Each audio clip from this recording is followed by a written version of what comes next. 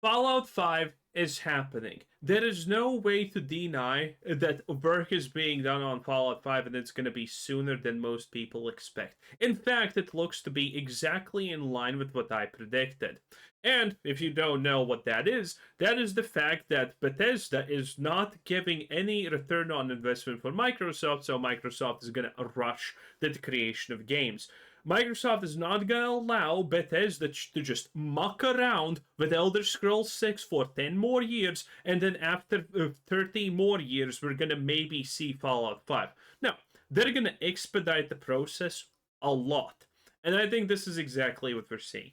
I predicted that we're going to have some major news, major announcements about Fallout 5 when the TV show drops, or maybe at the end of it, maybe in the middle. Depends on the situation.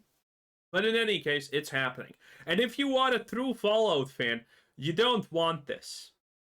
You don't want Bethesda to make any games anymore. Because you know that anything they make is going to fail. And it's going to be a disappointment. And, well, I don't know much about Fallout 5 just yet. Because I haven't been in the news cycle about it. But I know I'm going to be disappointed. Because Bethesda can't make anything. Darkness can only corrupt, it cannot make. Almost Tolkien. San Francisco, San Fran, sure, all indication points to at the very least the next mainline Fallout installment taking us to the West Coast. That's right, you know why San Francisco? Because it's proven by science that rainbow flags can survive the apocalypse. That's right, nukes are too weak to destroy the dream. A first for BGS, although their vision of the region is currently being explored with the Amazon TV show, with Todd Howard establishing that they are avoiding tackling certain plot and setting related topics that likely will be explored with Fallout 5. So, as speculation builds, recent comments from former Bethesda VP Pete Hines, who admitted the company isn't the same anymore, have added a more uncertain tone to the conversation. Pete Hines completely lambasted Bethesda being, well, a former, well, not even a shadow of it, what it once was, which we all know to be true. Conversation. For many fans, those words echo a growing unease about whether the Bethesda that once defined open world RPGs still exists. The wait for Fallout 5 will become one of gaming's longest, with Bethesda's focus on Starfield and the Elder Scrolls 6 pushing the next entry in the series far into the future. Yet, like, look at this. This is Starfield. It looks so unreal.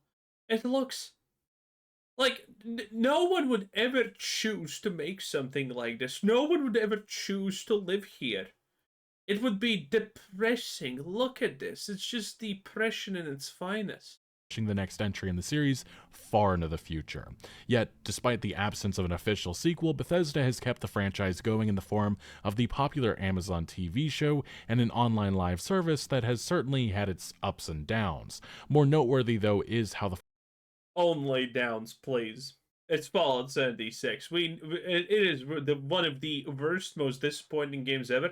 And the worst part about this is people are still lying that it's a good game. Because they're desperate for new people, okay? You know what happens when someone finds a new person playing this game? Their first thought is, oh, someone just made a new account for no reason. They're already probably a level 1000 player. And the second is, if they're actually real, they're going to give you everything because they're so desperate to get new people in, okay?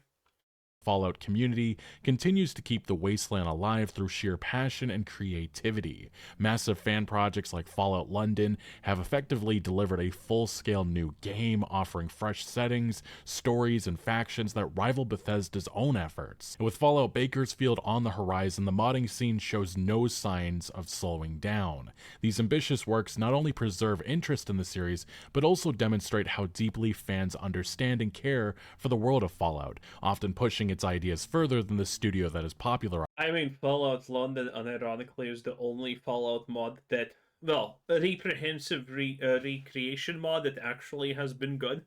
Everything else has been pretty much slop to a degree. There have been some others that have been decent, but most of them have been disappointing to an extreme degree. it. It's this sort of creative muscle that makes the wait for Fallout 5 bearable, but also highlights the concerns that are mounting of a studio that feels more and more disconnected from the expectations that gamers have of big budget RPGs these days. Still, that doesn't mean the genre itself is slowing down, far from it. In fact, we're seeing new studios step up and deliver the kind of rich, choice-driven experiences fans have been craving. One of those taking on this mission is today's sponsor, Rules of Engagement, the Gray State. No stranger to criticism. There's been an immense amount of it over the last number of years, and just recently on the channel, we talked about how former developers were giving their opinion on the Elder Scrolls 6 and how Bethesda needed to evolve forward. And some of the opinion was that there needed to be more creative freedom within the teams, and there was also an argument made that an engine switch. That is such a strange argument, because if you know the history of Bethesda, you know that at no point was creative freedom allowed. Todd Howard has put his name for a reason on literally everything, because everything has to go through him. Pretty much literally, by the way, almost everything.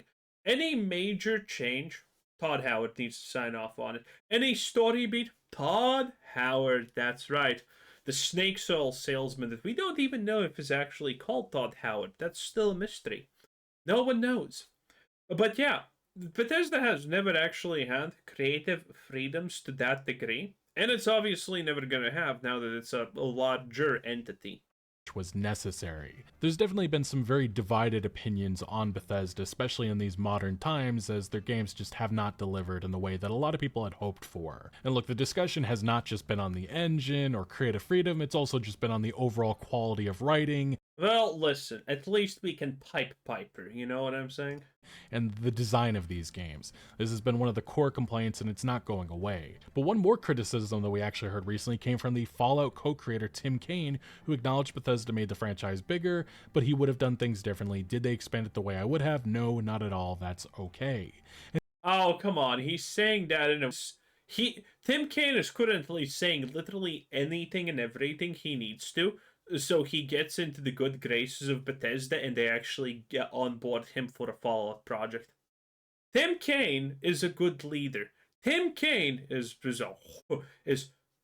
horrible at probably everything else, okay? Tim Cain is not the sole guy who made Fallout. He did make a lot of stuff about it, but Tim Cain himself actually wants to do more stuff with engines than anything else. I do not trust Tim Cain with actual, story element decisions about the game that much. Also, I think he's gonna bend to Bethesda's will, if anything, so there you go. He specifically brought up the fact of Fallout's humor as one thing that he doesn't think Bethesda did in the way that he agrees with. He said the humor and style would have been different. Fallout was what the 50s thought the future was, not the 50s. Like I said, just very interesting hearing these differing opinions about Bethesda and how they've taken this franchise. But it does need to be acknowledged that Bethesda made this franchise what it is. They popularized it to a whole new audience. True, technically. By the way, like the video right now and hype it up on a mobile device. It takes less than a second and I greatly appreciate it. It truly means a lot to me, so thank you for everyone who does it. And if you think this stuff is important, definitely like the video right now, hype it up, and thank you for everyone who does it. It takes less than a second. Beautiful. And the reason why many of us even have love for this franchise or talking about it today is because of Bethesda's involvement. That is undeniable. But there's also a reason why so many people care about this franchise is because they want to see it get better. And that's why the wait is on Bethesda's next installment, Fallout 5. And Bethesda in 2021 committed that they are working on this. This is their game. And this was something that Todd Howard acknowledged in an interview with IGN. Interviewer Ryan McCaffrey brought up the fact that Bethesda is currently concentrating on Starfield and the Elder Scrolls 6, something that is still true to this day because Starfield's second expansion is something that is a major focus of the studio, while they work obviously their main concentration on the Elder Scrolls 6. But Todd Howard was asked if a new Fallout installment may be given to a different developer. And again, you just have to consider the massive gaps between these installments and the fact of between Fallout 4 to Fallout 5, it's going to be like 15 or so years. So it's a reasonable question to ask. And Ryan McCaffrey, the interviewer, brought up the point of maybe a sister Xbox studio or maybe Fallout New Vegas creator Obsidian Entertainment could make the new installment. But Howard doubled down, saying that this is their game. He explained, Obsidian? Dude, okay, listen. There was a time, not even long ago, honestly, before Avowed drop, dropped, a lot of us were like, yeah, Obsidian could make the new game. It's gonna be better than Bethesda, right? At this point, I mean, I don't know. Avowed is pure shit. The Outer Worlds 2 looks like absolute trash. So I'm not trusting anything to Obsidian at this point. Would it be better than Bethesda? I think that's a coin toss at this point. Both of those studios are complete talentless hacks at this point. They can do nothing right, and everything they have touched just has turned into failure. So, yeah, at least with Bethesda, we know that their color palette is going to be, well, a form of dislikable, but at least less dislikable than what Obsidian does now with their open world games, because it all just looks so bright and unlikable. And the nuclear role-playing franchise is really part of Bethesda's DNA, so he rejected that. This is their game. They're going to work on it eventually, before revealing a one-page design document for Fallout 5 has already been written. This one-pager is a single-page document outlining the major ideas and concepts of the project and its early development process. Some of this has already been influencing the Fallout TV show, with certain aspects and certain elements that the team has admitted that they're having to steer away from because they don't want to get into that territory that Bethesda is eventually going to explore. However, that was 2021. There's some more updates we're going to get into in a second.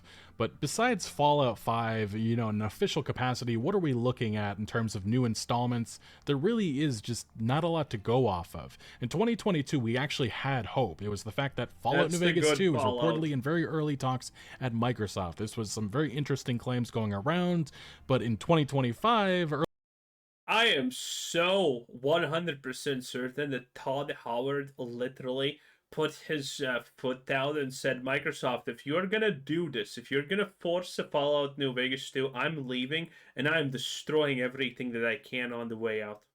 I am 100% certain Todd Howard did something like this. He is never allowing Fallout New Vegas to happen, thrive, or be even remembered.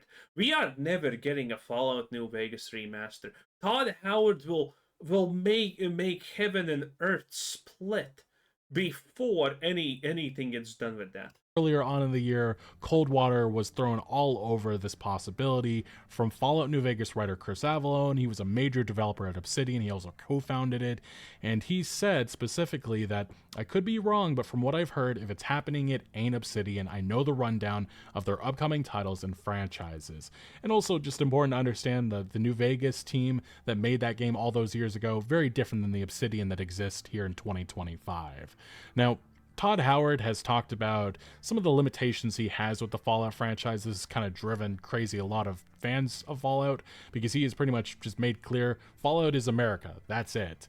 And specifically, he said in an interview a couple of years ago, my view as part of the Fallout shtick is on the Americana naivete. And this limits things because we're not going to see Fallout go to Europe. We're not going to see it go to South America. There's some very interesting Well, Todd Howard definitely finds limitations for anything he does through apocalyptic settings that a lot of fans want. Now, fortunately, though, just because Bethesda doesn't want to do that, the creativity of the modding community is where we're seeing that happen. Last year, this was the experience that we talked about on the channel. I played through it completely. Fallout London, new setting, new characters, new everything. By the way, if this gets out of control, if new Fallout mods keep cropping up that are actually successful and loved by the community, Bethesda's just gonna probably sue them or something.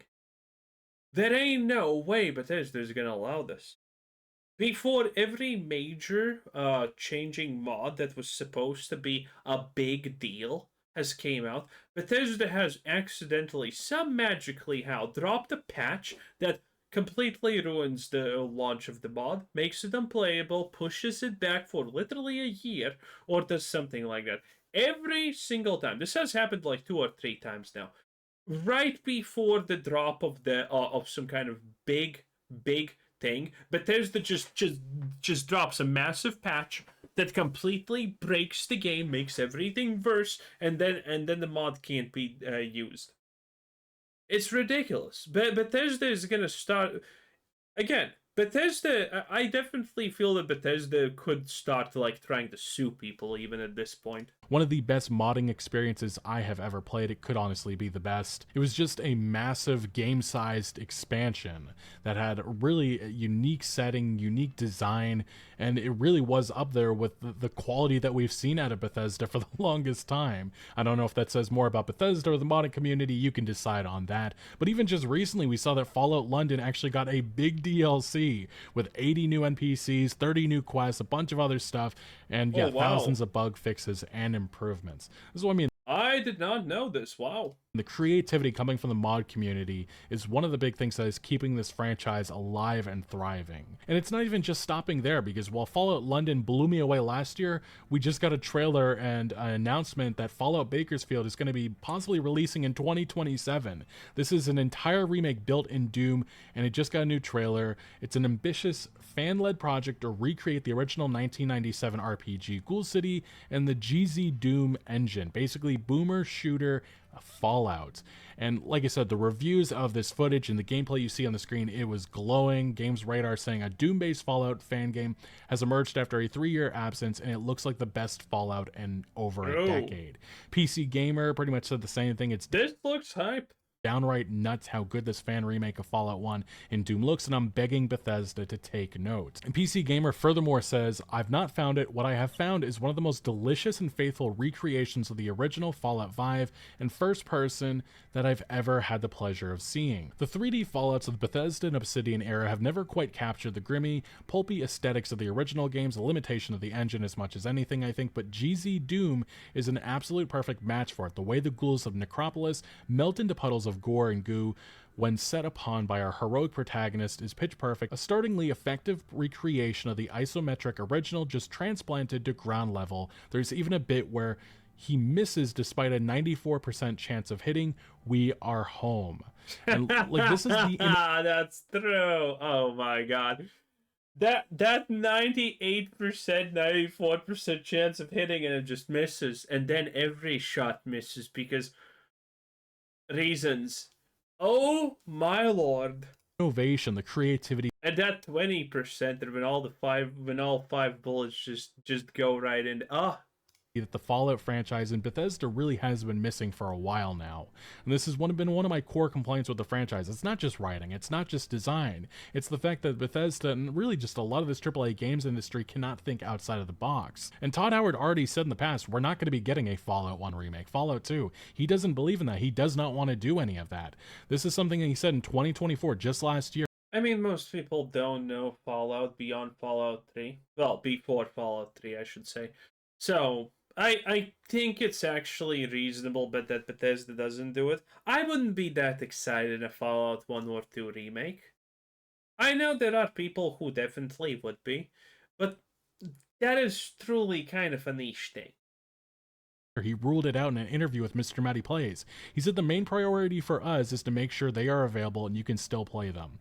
So in the PC, obviously, they're there for people to go and get and play and making sure that they run okay. As far as beyond that, we've talked about it, but our priorities in terms of, hey, let's go do dev work and make certain things work, they haven't been in those areas. So again, priority is, hey, can people load it up and play it? We want it to load up and run well. The rest of it, I could argue, some of the charm of games from that era and the original Fallout is a little bit of that age. This is the same argument he has made for I got Fallout 1 and 2 on Steam. why they'll never remaster. He doesn't want to remaster Morrowind. I would never want to paste over some of that with, well, we changed how this works so it's more modern. So as long as you can download it, as long as it loads up and runs, I like. Oh man, yeah, Morrowind is such a touchy subject. I played Morrowind instead of Oblivion, and I'm one of those people as a child. And I mean, people loved the Oblivion remake. People would absolutely lose it for the. Oh no, I mean, yeah, Oblivion remake. But people would absolutely lose it if the Morrowind remake was good. If it, streamlined a couple of systems to make them understandable to players and things like that, people would lose it how actually good that game is. Okay, you think Oblivion proved that Bethesda in the modern age is incompetent and can't do anything right? My man, my man, Oblivion would shatter everything.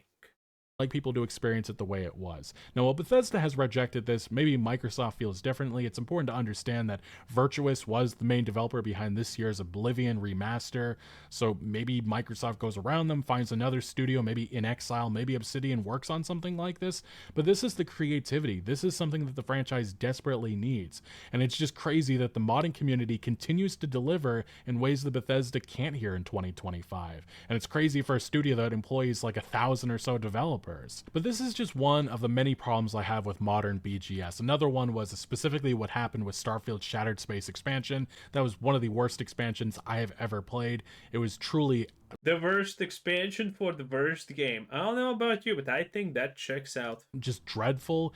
And the thing that we heard coming out of Bethesda wasn't the fact that they were listening, they heard a lot of the criticism. It was the fact that they were proud of Shattered Space. We all are. This is what Yeah, I mean, of course they're gonna say that.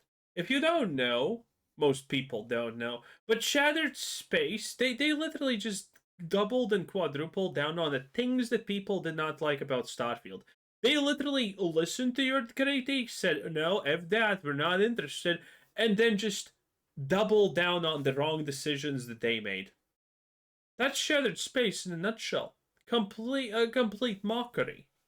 the design director, Emil Pagiolulo, I can never say his name right, but Emil, this is what he was saying, and that just shows that there is a clear disconnect from what Bethesda wants to make and what gamers want.